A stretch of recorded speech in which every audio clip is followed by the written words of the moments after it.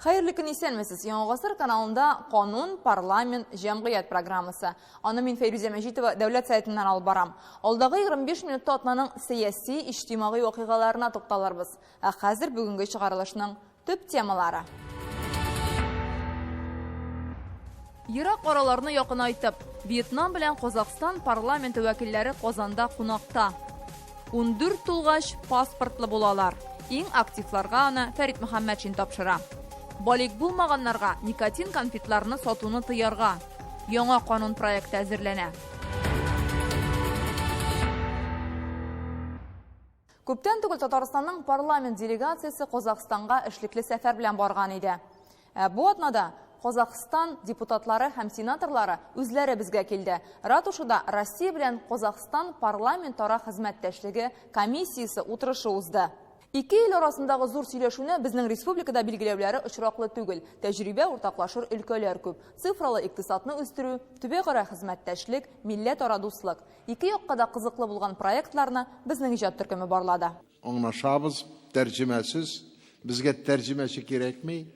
Сөйләшсәк тә төрле телләрдә аңлашабыз дип сүзен башлады Фәрит Мөхәммәтшин. Татарстан белән Казакстанны күп еллык дустана мөнәсәбәтләр бәйли. Шуңа да ике ил парламентлары вәкилләре очрашуы Казанда уза. Сөйләшүнең төп темасы икътисад үсеше һәм мәдәни багланышлар. Татарстан достиг по целому ряду вопросов, включенных в повестку нашего заседания. Это касается и цифровизации экономики, это касается и межрегионального сотрудничества, это, конечно же, касается межконфессионального и межнационального согласия, консолидации общества. И очень много замечательных примеров, которые Татарстан вполне мог бы делегировать всем другим регионам и в России, и в Казахстане. За этот короткий промежуток времени мы не только смогли увидеть достопримечательности Татарстана, но и убедиться в том, что он имеет очень большой потенциал, в том числе в контексте нашего сегодняшнего заседания. Вот сегодня уже говорили о цифровизации, информационных технологиях. Собственно, это один из вопросов в повестке дня. Вот. Мы очень впечатлены теми достижениями, которые здесь достигнуты. Казакстан белән Татарстан парламентлары арасында 2007 елда килешү төзелгән. Аның нигезендә закон чыгару органнарының комитетлары күп эшли. Ике республикада күп милләтле. Шуңа милләт-ара дуслыкны саклау мөһим мәсьәлә. Казакстанда Нурсултан Назарбаев башлаган проект Халыклар ассамблеясе берлеге Татарстанда дәвам итә. Мне очень было приятно, что вы нашли возможность, побывали в Доме дружбы народов нашей республики и убедились, что с казахами мы на одном дыхании. Большая казахская диаспора, люди, компактно проживающие здесь и работающие или обучающиеся в вузах нашей республики, мы живем одним духом, это наши братья, и у них свои там офисы, мы можем видеть и танцы, и песни на казахском языке, и специальные вечера посвящаются по национальной принадлежности. Это очень серьезное дело, которое, значит, вот сегодня приветствуется всеми нами. Действительно, это очень правильный опыт, когда многонациональные страны, скажем так, ну хорошо, Татарстан не государство в таком широком смысле слова, но это республика, и поскольку действительно и в территории Казахстана, и на территории Татарстана проживает огромное количество этносов, но у нас только 6 этносов, численность которых превышает 10 тысяч. А так, вы знаете, что гораздо больше 100. Поэтому Ассамблея народов, проживающих на территории, это возможность услышать каждого, даже если счет идет на десятки представителей какого-то этноса, именно на этой площадке его можно услышать, понять, с какими проблемами сталкивается этот этнос. И в конечном счете найти решение каких-то проблем. Татарстан белән Казакстан арасында уртак проектлар башланырга тора. Беренчесе КАМАЗ автомобильләре өчен Кустанай шәһәрендә детальләр заводы төзеләчәк. Килешү имзаланган. Татнефть белән Казакстанның Казмойгаз арасында сөйләшүләр алып барыла. Безнең ике илебез, ике республикабыз башка илләр, регионнар өчен продукция бергә чыгара башлыйлар. Чөнки моңа хәтле без бер-беребезгә төрле әйберләр сатадыр гына. Һәм күрүебезчә шул ук адымнар без эшли алабыз. информацион технологияларда, мәсәлән, төрле программалар чыгару, шулык авыл хуҗалыгында, чөнки хәзер бүгенге чорда Казакстанда шул совет элекке вакытларга караганда 30-40%-ка гына якын җир эшкәртелә. Уйлавымча, күрүемчә, безнең авыл хуҗалыгы концерннарыбыз, компанияләр Казакстанга кирип, анда хезмәтебезне кертеп, бәлки без бергә мына күршедә генә булган зур Кытайны ничек ашатуыбызны, шул задачаны без шиша алырык бергә. Гадәттәгечә, быел без Казакстан татарларыннан 100-дән артык хат алдык. Төрле Сабантуйдан башлап, төрле безнең Муса Җәлил юбилеена багышланган төрле чараларга ярдәм иттек. Һәм яңа чаралар уйлап чыгарабыз. Мәсәлән, киләсе елдан, Алла бирсә, Көнчыгыш Казакстанда Нуриевка багышланган балет фестивале эшләячәк. 1997 елдан Казакстанда Татарстан вәкиллеге эшли. Быелдан анда яшәүче татарларга Казаннан килеп мөгаллим татарча өйрәтә башлаган. Быелдан башлап, сентябрь айдан башлап, яңа проект эшли башлады. Татарстаннан яшь укытучы эксперименталь шундый проект буларак Павлодар шәһәренә җибәрелгән.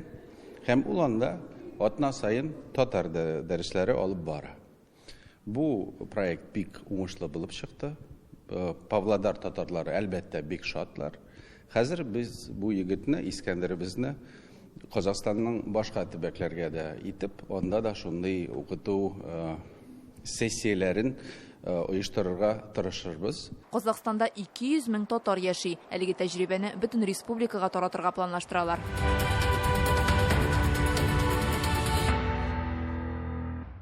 Татарстанга Вьетнам да якыная. Бу атнада Вьетнам парламенты башлыгы Нгуен Тхи Ким Кан Казанга килде.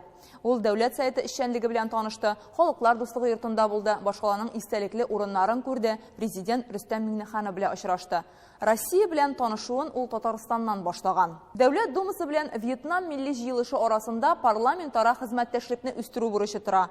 Нгуен Тхи Ким Ганның Казандагы сәфәрен безнең иҗат төркеме күзәтте.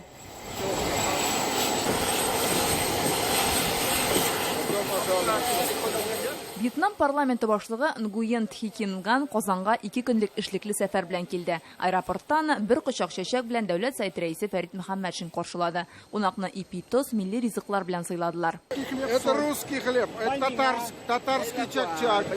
Вьетнам парламент рәисен Казанда яшәүче ватандашлары да каршылый. Нгуен Тхи Ким Ган аларның һәрберсе белән күрешеп чыкты. Казандагы халыклар дуслыгы йортына да милләттәшләре зал тутырып килгән. Җыр белән сәламләделәр.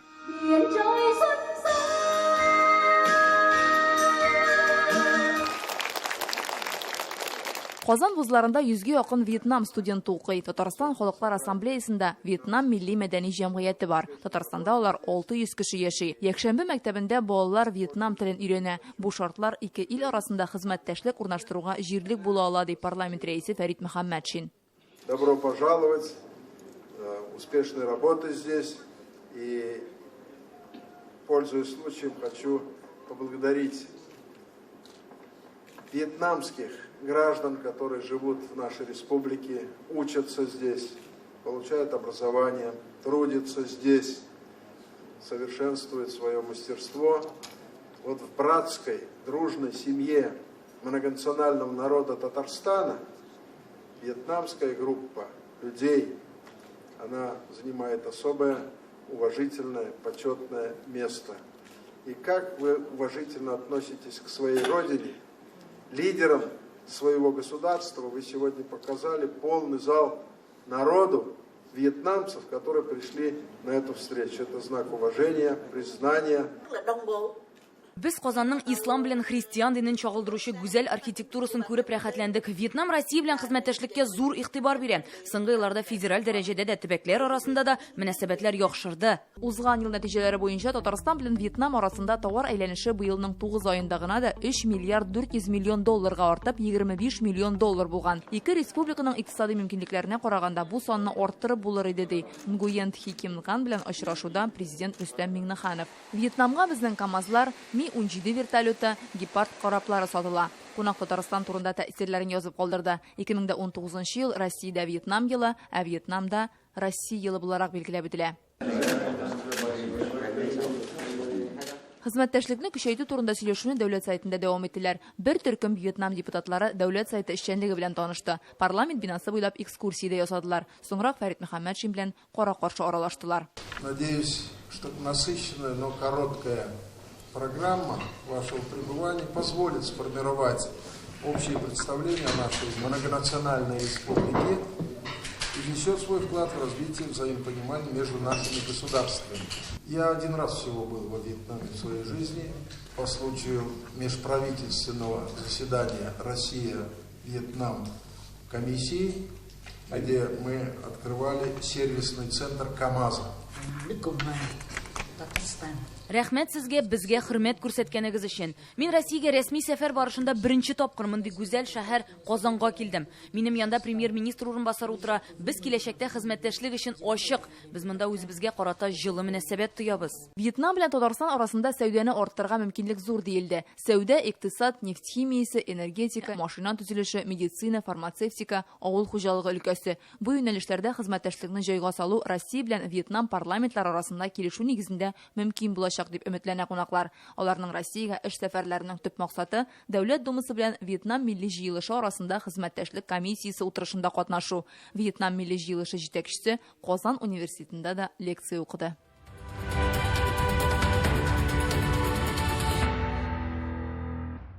Ә хәзер реклама, безнең белән калыгыз.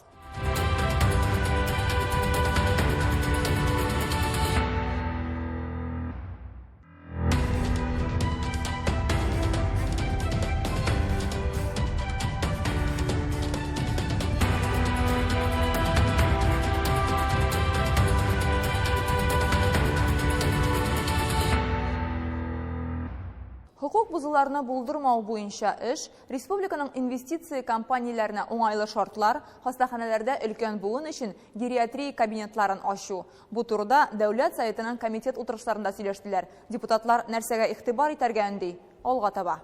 Уважаемые депутаты, кворум есть. Дәүләт советының икътисад, инвестицияләр һәм эшмәкәрлек комитеты утырышында депутатлар республиканың нефть, газ, химия, энергетика, машина төзелеше өлкәсендә инвестиция проектларының ничек итеп тормышка ашуын карады.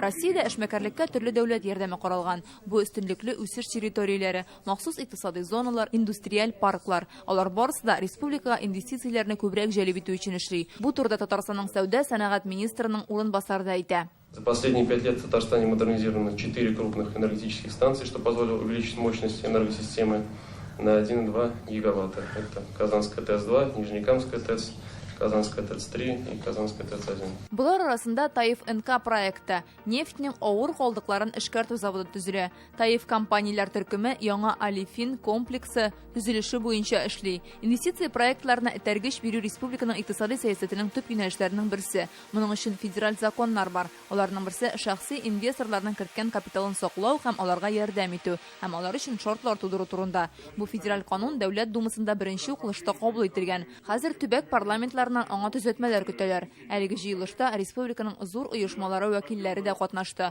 Алар депутатлардан республиканың инвестиция эше турында канунына үзгәреш кертүне сорый. Суть предлагаемых изменений – это увеличение срока предоставления льгот по проектам с 7 до 13 лет для проектов, стоимость которых превышает 10 миллиардов рублей. Если у тебя миллиард сумма инвестиционного проекта, вот этот законопроект насколько облегчит нагрузку тебе? Условия, которые есть у нас в данном законопроекте, они не учитывают те потребности, которые есть у наших компаний. То есть вот у группы компаний ТАИФ у нас запросы по акцизам. Сегодня есть механизм возвратного акциза, который формирует достаточную сумму ресурса, является компенсационной мерой для нефтехима.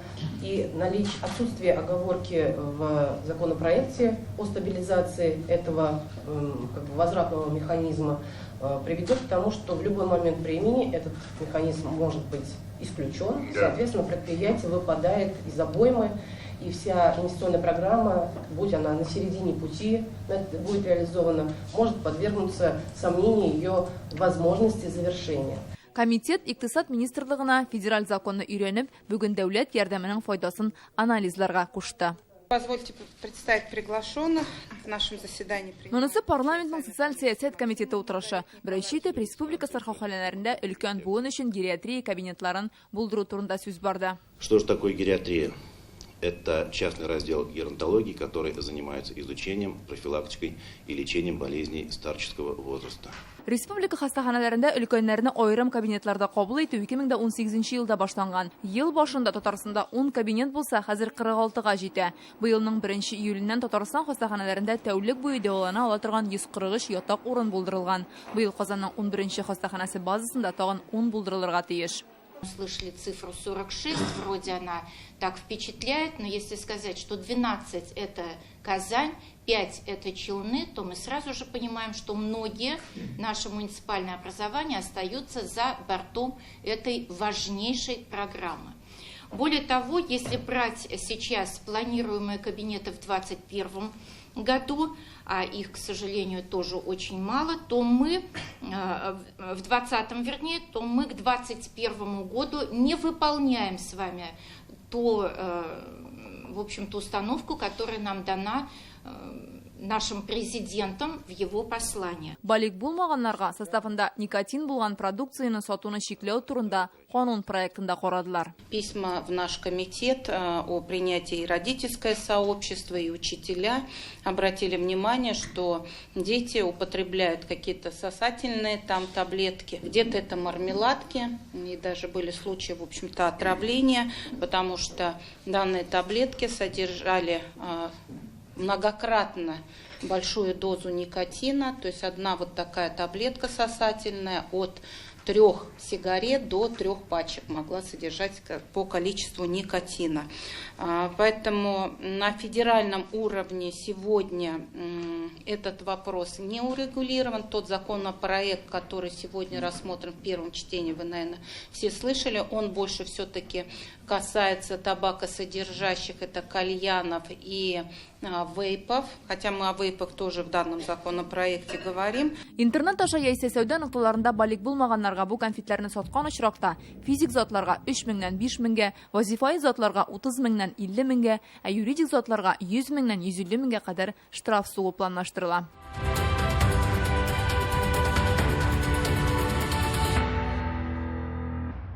Дәүләт сайты тормышы депутатлар эшчәнлегендәге кайбер вакыйгалар турында кыскача безнең махсус сәхифә парламент көндәлеге.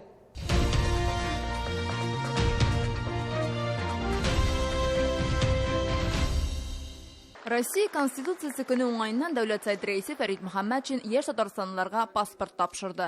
Төп документны парламент бинасында алу инде күркәм гадәткә әйләнде. Бүген биргә республика шәһәр һәм районнарыннан 35 укучы чакырылган иде. Алар уку алдынгылары, олимпиада призерлары, конкурс һәм спорт ярышлары җиңүчеләре.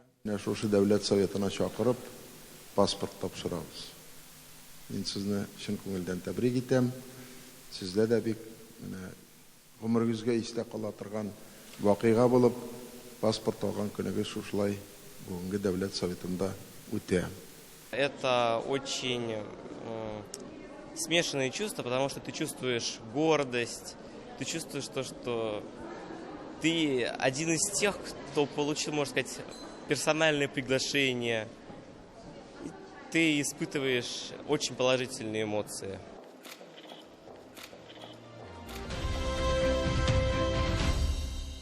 Дәүләт сайты депутаты парламентның мәгариф, мәдәният, фән һәм милли мәсьәләләр комитеты әгъзасы Галиәскәр Камал исемендәге Татар дәүләт академия театры артисты Рамил Төхвәтуллин актанышта булды. Ул районның милли мәдәни тормышы белән таныша. Монда 9 халык театры эшли. Актаныш театр коллективына халык исеме 1974 елда ук бирелә. Мостай Кәримнең кыз урлау комедиясе өчен 2011 елда Идел йорт фестивалендә җиңеп гран-при алалар. Идел суы ака торыр спектаклен Камал театры сәхнәсендә уйныйлар. Очрашуда Рамил Тухватуллин театр коллективына Казан, Уфа, Мәскәүгә гастрольләрен оештыруда үз тәкъдимнәрен әйтте.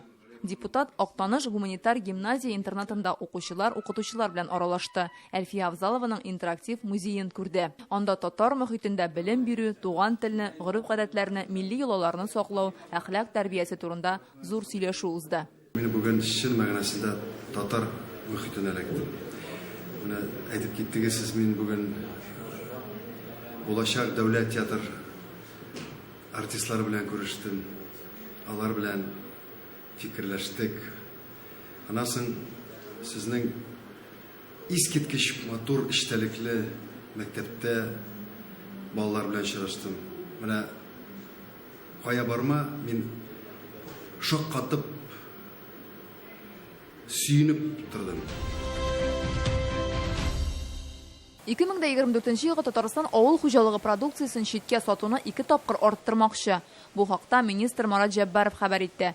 Ул җомга Дәүләт Советы комитетының Лаеш районында узган күчмә утырышында катнашты. Районда Россиянең май ясаучы иң зур предприятиеләренең берсе урнашкан. Депутатлар шунда фикер алышты. Бу май инде суынган, хәзер аңа этикетка ябыштыралар да, алар кибеткә китә. Лаеш районында урнашкан көнбагыш маен җитештерүче заводта эш туктамый. Сыек майны Татарстанда гына түгел, читтә дә көтәләр. Моннан продукциянең 30% экспортка китә.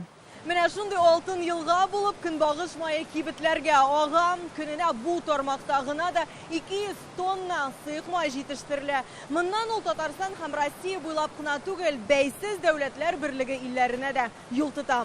Бу предприятиянең куәте 1 миллион тонна майлы культураларны эшкәртерлек. Татарстанда быел 200 мең гектарда көнбагыш һәм рапс үстергәннәр. Җитмәгәне заводка Ульян, Оренбург, Самарадан кайта. Кытлык мәсьәләсен утырышта карадылар. При средней цене, которая была тогда 6 рублей, то есть 30 миллиардов выручки мы получали от зерновых по всей республике, то на сегодняшний день при цене подсолнечника 17-18 рублей, а рапса 22-23, при миллионе тонн это получается 20 миллиардов рублей. То есть это вот 20 миллиардов потенциал тех денег, которые могли бы остаться в республике, и поэтому это большой как бы потенциал республиканский. Потенциал урожая подсолнуху вот 3 тонны на гектар надо заложить, и при этом, чтобы в начале сентября уже сорта должны быть готовы. Быел Татарстанга авыл хуҗалыгы продукциясе экспортыннан 360 миллион доллар акча керә. Бюджетка иң күп керем май, кыяклы культуралар, ит һәм сөттән. 2024 елга бу күрсәткечне 2 тапкыр арттыру бурычы тора. Ул продукция трейдер аша, икенче регионнар аша китә, икенче регионнар аша. Без ул списокны бүгенге көндә аны тупа бетереп булмыйдыр инде, но пока кемне таптык, кем белән сөйләшәбез, очрашулар оештырабыз. Иң авыраның документлары әзерләү, таможня документлары, ветеринар документлары. Акча читкә китмәсен өчен җитәкчеләр бөртекле культураларны эшкәртүче завод та төзергә тели. Татарстанда җыелган 5 миллион тонна бөртеклеләрнең 300 меңе генә тирәнтен эшкәртелә. Ул 5 предприятиедә башкарыла. Калганы терлек азыгына һәм гомумән читкә китә ди алар. Планның тормышка ашуы инвестор табылудан тора. Татарстанда Гөлшат Зәйнәшева исемен йөртүче клуб эшли башлады. Ул Минзәлә районының Югары Текәрмән авылында урнашкан. Залы 200 кешелек. Шунда ук китапханәсе дә бар. Бу Татарстанда ачылачак 3 яңа күп функцияле биналарның берсе. Алар Владимир Путин карары белән булдырылган Мәдәният ил күләм проекты буенча төзелә. Минзәләдәгесенә 14 миллион сум сарыф ителә. Мәдәният учагы ишекләре! Авылны бизәп торучы мәдәният үзәген 1 ел эчендә ил күләм проект нигезендә төзиләр. Иске мәдәният йортын ничек төзекләндерергә дип баш ватканда әлеге программага эләгәләр. Гомумән менә мондай программалар соңгы елларда алар инде президентның 40 программасы дип әйтәбез. Бөтен җирдә дәвам итә, бөтен районда, республикада. Югары Текәрмән авылының китапханәсе дә элек мәктәп бинасында гына урнашкан була. Хәзер заманча китаплар белән баетылган, яңартылган китапханә әлеге күп функцияле үзәк бинасында урналачак. Биредә 20 меңгә якын китап бар. Уку залы, компьютерлар, экран, начар күрүчеләр, начар ишетүчеләр өчен махсус техника белән җиһазланган. Китапхана үзебезгә бик ошый, мотор, китапларыбызда яңа китаплар бик күп кайтты. Мин монда көн саен килергә уйлы вакытым булса, һәм бик күп китаплар укырга тырышырмын. Яңа ачылган мәдәният йорты бүгеннән инде Гөлшат Зәйнәшева исемен йөртә. Минзәлә педагогия көллиятын тәмамлаган, шуннан соң Тәкермәнгә ул эшкә кайта һәм барыбер Гөлшат апа үзен Минзәләнеке дип саный. Мәдәният йорты залы 200 урынлык, биредә башка чаралар да оештырылачак. Олылар ансамбльләре, балалар ансамбльләре, төрле түгәрәкләр, бик теләп йөри халык, бик мәдәни халык.